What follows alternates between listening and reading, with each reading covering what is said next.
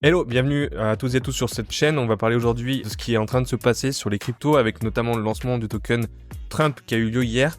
Vous allez voir, ça change pour moi tout sur les cryptos. On va voir dans cette vidéo un petit peu quels sont les impacts de ce lancement, pourquoi c'est incroyable ce qui est en train de se passer et comment ça va changer selon moi à jamais le visage des crypto-monnaies dans les années à venir. Donc la première chose, pour ceux qui n'ont pas suivi ce qui s'est passé en fait hier, donc le 18 janvier, dans la nuit, le président qui va rentrer en fonction des États-Unis d'Amérique, Donald Trump, a lancé son token, le token Trump. Il a lancé et donc en quelques heures, il a atteint plusieurs milliards de capitalisation. Et à l'heure où je tourne cette vidéo, il est à 66$, peut-être même 70$ aujourd'hui, qui fait plus de 15 milliards de market cap. Je sais pas si vous vous rendez compte de la folie, en une journée, il est rentré dans le top 20 des crypto-monnaies, même 12 je crois à l'heure où je parle. Top 12 des crypto-monnaies dans le monde. Il a fait la publicité pour tous les États-Unis d'Amérique. Tout le monde est en train de regarder ce qui est en train de se passer, tout le monde va en parler. Et d'ailleurs, vous devez le voir aujourd'hui sur vos réseaux, sur YouTube, tout le monde en parle. Vous allez voir, pour moi, ça va au-delà de ce qui est en train de se passer avec Trump. Bien sûr, il a lancé son token. Est-ce que c'est un coup de génie ou pas? On ne sait pas, mais en tout cas, c'est incroyable, tout le monde en parle. Et vous allez voir, il y a des choses qui, selon moi, vont changer à jamais le visage de la crypto. Donc reste bien jusqu'à la fin, tu vas voir. Il y a différents points qui sont incroyables. Et je pense que tout le monde se trompe d'ailleurs sur la narrative de fond des crypto-monnaies. Tu vas voir, j'en parle dans cette vidéo. Donc par rapport à ce token, donc en effet c'est la première fois qu'on a un président des États-Unis ou un président tout court qui va influencer autant les marchés financiers, notamment en créant un token qui est un meme coin. Donc c'est vraiment quelque chose d'inédit, on ne sait pas comment les marchés vont réagir et comment les administrations vont réagir. En tout cas ce qui est sûr, c'est qu'il y a une volonté claire des États-Unis d'Amérique de dominer le marché de la crypto-monnaie. On voit aussi qu'il parle et il envisage de faire ce qu'on appelle des réserves stratégiques de crypto-monnaies américaines et de Bitcoin. Et on verra aussi pourquoi. Moi, je pense que c'est un coup de génie. Et on voit qu'il y a d'ailleurs des plans pour essayer de compenser la dette et l'inflation qui sont observées par les États-Unis et qui est une dette qui explose de jour en jour. Ils pourraient se servir de Bitcoin et des crypto-monnaies pour réduire cette dette qui augmente. D'ailleurs, on voit ici le fondateur de CryptoQuant qui dit que justement réduire la dette des États-Unis avec le Bitcoin et une réserve stratégique de Bitcoin, c'est quelque chose de tout à fait envisageable et de pas déconnant. Donc, les États-Unis sont en train de se positionner totalement sur la crypto. Ils sont en train de révolutionner ce secteur. D'ailleurs, un des points que moi je voulais voir avec toi, c'est en fait, je pense qu'aujourd'hui, tout le monde se trompe de narrative. On parle de narrative IA, on parle de narrative d'épines, mais en fait, moi je pense que le fond du sujet aujourd'hui, en 2025 et en 2024, c'est la narrative des États-Unis. Je pense qu'il y a une guerre qui est en train d'éclater financière, économique, entre les États-Unis et le reste du monde, et les États-Unis essaient de conserver et d'écraser le reste du monde sur la partie économique. Et donc, moi je pense que cette année, en fait, la vraie narrative, c'est la narrative des États-Unis.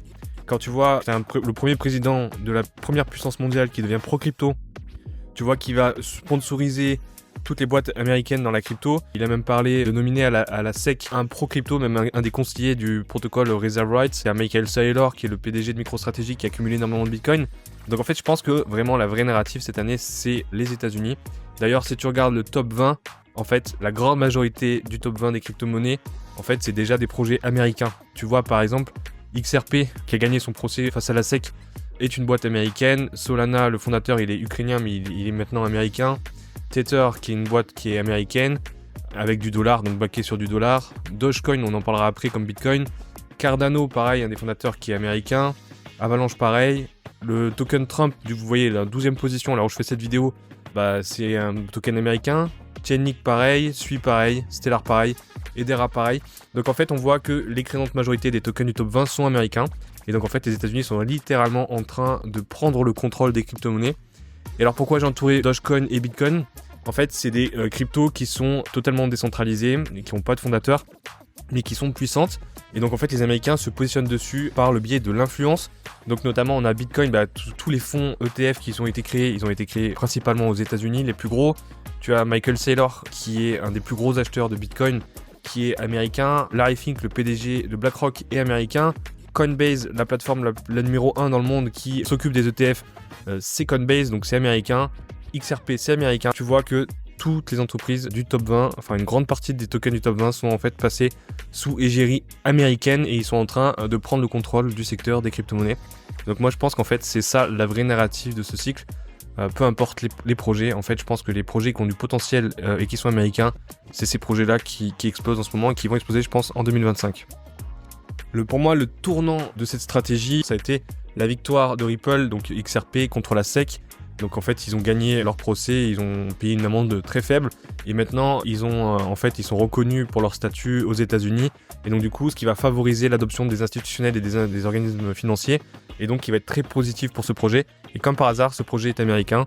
Donc pour moi, c'est vraiment le changement de politique qui est traduit en fait par ça. Je pense que c'est que le début de cette histoire parce qu'à mon avis, XRP va vouloir aller gratter encore plus de parts de marché, notamment à Ethereum qui est en fait un projet fondé et créé par Vitalik qui n'est pas américain. Donc voilà, je pense qu'ils vont essayer d'aller prendre la deuxième place, soit avec XRP, soit avec Solana. Un point que je voulais voir avec vous, c'est pour vous montrer à quel point en fait le leadership américain est fort. L'Europe, la France et l'Asie sont totalement absents du secteur des crypto-monnaies. Alors certes, il y a quelques petites initiatives, mais ça reste ridicule par rapport à l'écrasante majorité américaine. La faute à quoi? À plein de choses. On a eu beaucoup de régulations. Asher en parlait régulièrement, ou Claire Balva en parlait aussi. On a eu la régulation MiCA qui est venue freiner le développement des crypto-monnaies. Par exemple, on a toujours une députée, Aurore Lalucq, qui disait que ce secteur était très sale. Quand on a un président américain qui lance un projet crypto et qui attire tous les capitaux, bon, est-ce qu'on peut parler de ça de sale? C'est un point de vue moral qui se discute. Je comprends ce qu'elle veut dire derrière, mais toujours est-il que ça freine énormément l'adoption.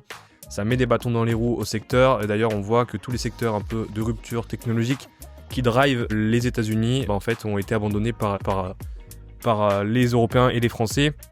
Et d'ailleurs, c'est le slide d'après, tu verras, super intéressant, mais en fait, les Américains, ils ont aussi, à mon sens, gagné une guerre qui est la guerre de la communication et du contenu, notamment par le biais des réseaux sociaux. Et donc, un truc que je voulais vous montrer, c'est super drôle. C'est, en fait, il y a un institut français qui a développé une application pour encourager les gens à quitter X, donc Twitter. Et donc, en fait, les Français, justement, se mettent eux-mêmes des bâtons dans les roues pour ne pas participer à la guerre économique mondiale. Et donc, en fait, ils sortent et quittent X, qui est le réseau qui est en train de grossir. Plutôt que de créer un concurrent qui va être fort et d'investir des millions ou d'essayer de se battre pour percer sur ces réseaux et ces contenus, on va plutôt abandonner et quitter. Donc, ça résume très bien la mentalité des Européens et des Français. Et donc, pour moi, ce tournant aujourd'hui, Trump, XRP est en fait un game over, je pense, des États-Unis sur le reste du monde. Donc justement, je te parlais de la guerre économique. Je pense que ça s'est fait en plusieurs étapes. En fait, les États-Unis, ils veulent participer au prochain leadership mondial. Ils ont commencé, à mon avis, par la guerre des contenus et des médias. Donc, ils ont essayé d'attirer la population et le monde entier sur leur plateforme de contenu américaine en les soutenant massivement. Donc, il y a Facebook, Meta, Twitter, X, LinkedIn, Instagram, WhatsApp, YouTube, Snapchat, Spotify. Toutes ces plateformes-là, elles sont américaines et donc du coup, les Américains contrôlent le contenu, ce qui a permis d'être la brique de base pour la plus grande partie de l'influence mondiale et notamment de Trump et d'Elon Musk. Et je pense que le rachat de Twitter d'Elon Musk était prémédité notamment avec le sujet Trump. C'est vraiment la guerre d'influence politique qui est en train de s'opérer pour l'hégémonie mondiale des États-Unis. Et à côté de ça, je vous ai mis une petite image, un peu le reste du monde qui regarde, entre guillemets, l'Asie, l'Europe, les autres pays du monde qui sont pas contents, qui regardent un peu en mode bisounours. Et en fait, les Américains sont totalement en train de prendre le leadership du contenu, des réseaux sociaux et maintenant de la finance décentralisée. La finance traditionnelle, ils étaient déjà en leadership. Et donc je pense qu'ils sont positionnés toutes leurs cartes pour atteindre leur suprématie dans les années qui arrivent. Donc si on revient un petit peu aux crypto-monnaies, qu'est-ce qu'on peut voir par exemple sur Bitcoin ? Ça, c'est un indicateur que je suis qui s'appelle le Bitcoin Super Trend, qui est un indicateur de sentiment et de momentum. Donc on voit en fait, ça permet de voir quand est-ce qu'il y a des inversions de tendance sur les cycles des cryptos. Et là, je vous ai montré Bitcoin. En fait, on vient d'avoir, suite à tout ça et à cet engouement, un signal d'achat, buy. Donc comme on peut voir, souvent c'est plutôt pertinent. Quand on a un signal d'achat, le dernier qu'on a eu c'était en octobre et après on a vu le prix du Bitcoin s'envoler. Là, on vient d'avoir ce nouveau signal d'achat. Donc est-ce que ça signifie qu'on est reparti pour un rallye haussier ? Peut-être. Voilà, donc c'est quelque chose à surveiller, mais je trouve ça intéressant de vous en parler. Donc si on revient sur les Américains et sur les institutionnels, moi je pense que donc, le narratif il est américain cette année et notamment traduit par les institutions. Et donc on voit sur cette courbe, donc en orange vous avez le prix du Bitcoin et son évolution, et en bleu vous avez le montant total de Bitcoin détenu par les institutions et donc par les ETF. Depuis leur lancement, ça n'arrête pas de monter, ils en accumulent de plus en plus. Toujours dans cette guerre un peu au Bitcoin, et donc pour moi il y a un peu à partir de maintenant deux scénarios sur la blockchain et sur les cryptos qui peuvent se passer. Soit le premier c'est donc suite au 20 janvier, Donald Trump respecte ce qu'il a dit et il fait des USA puissance vraiment pro-crypto avec beaucoup d'aides pour les entreprises, des facilitations au niveau de l'acquisition de Bitcoin de la comptabilité d'entreprise.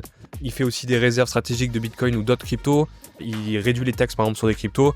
Donc s'il fait tout ça, pour moi, ça va être ultra bullish. Et je pense même qu'on va avoir d'autres pays qui achètent en ce moment des bitcoins, qui le disent pas forcément, mais qui vont l'assumer et qui vont dire qu'ils ont fait des réserves. Et ce qui va pour moi déclencher un potentiel FOMO. Et donc pourquoi pas la dernière jambe du rallye haussier de ce cycle.